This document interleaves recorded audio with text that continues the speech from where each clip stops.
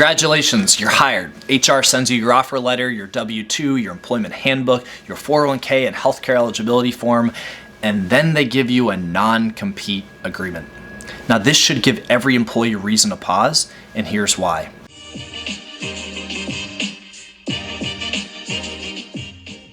But first, all the information I'm sharing today is of a general nature, specific to the state of Washington, but not specific to your case. If you have questions about your own agreement, always have that looked at by an attorney.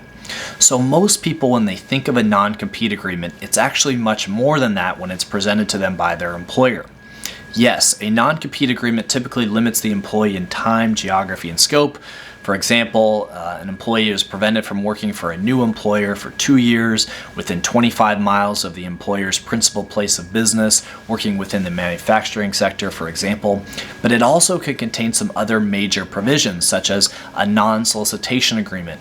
You can imagine if you're a sales professional and you built up this book of business and you've established these great client relationships and you want to work for a new employer, maybe you're not getting promoted in the same way that you had hoped.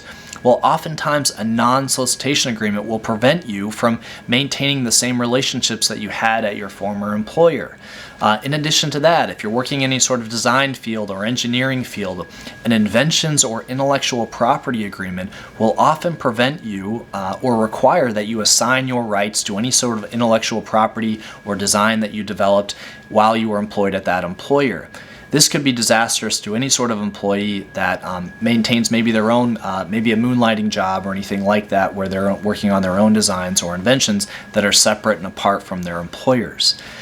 In my almost 10 years of practice, I have never seen the same non-compete agreement, and this is why you should always have your non-compete agreement evaluated by an attorney.